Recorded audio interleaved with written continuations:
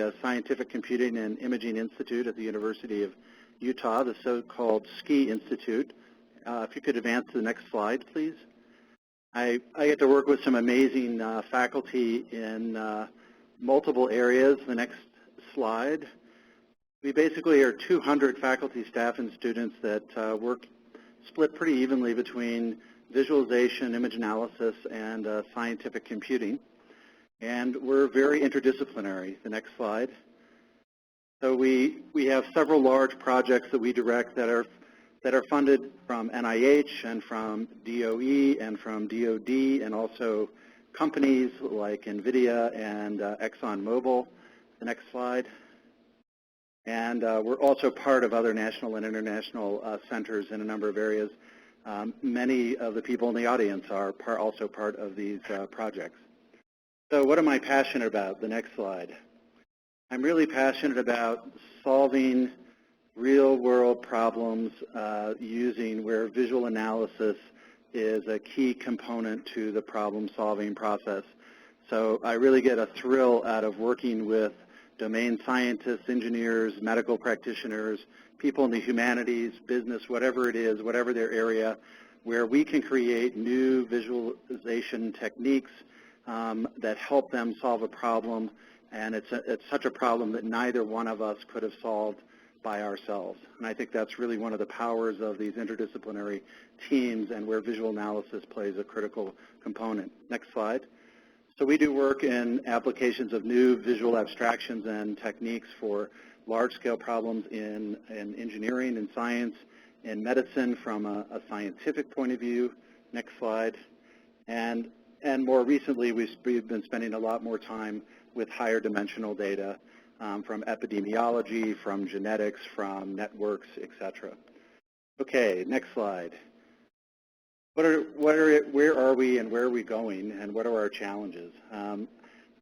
This is a pipeline that we created for a recent grant proposal, and multiple people on the line here, people from Kitware and Utah, and Hans-Peter Pfister helped create this, and it was to really try and see the visualization process not isolated, but really it's an integral part of the problem-solving process, and where we have integration with analysis and interaction and exploration with perception and cognitive processes and etc. So we really are an essential part of the problem-solving process, and I think we often are seen only as an after-the-fact make pretty pictures where we just have to break that perception.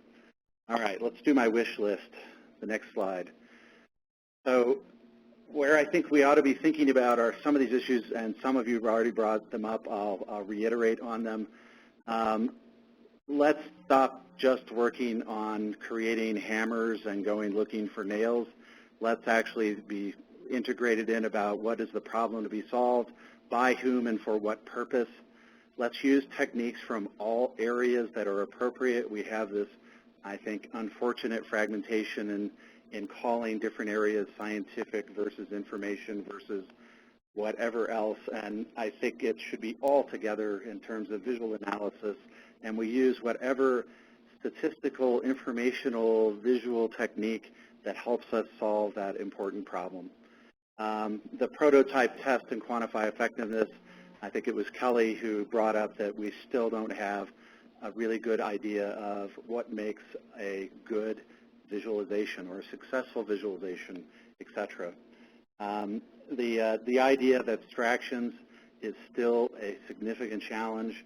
There has not been that much work done in terms of really new abstractions, but we continue to work in those areas, and I think the theory of visualization in terms of creating new abstractions and figuring out what abstractions work for what problems is still a big interest and big challenge. Integrate HCI with the problem-solving process. Again, not just HCI for the sake of HCI. I've been harping about representing error and uncertainty for a while now, and I will keep harping on it because I still don't see it hardly at all Just because you ignore it doesn't mean that it will go away. There is error and uncertainty in every visual representation that we present. Let's start addressing that. People have already brought up the perceptual issues and also the scalability issues. If we were to take all of the visualization papers over the last 10 years or whatever, and probably 80% or more of them only address small data sets, and I mean small of thousands or even millions these days can be considered small. And let's stop just working on the tic-tac-toe problems and then hoping that somebody is going to be able to scale that up to the billions and higher degrees of freedom. So let's really start thinking about new abstractions and infrastructure for those large-scale problems. Thank you.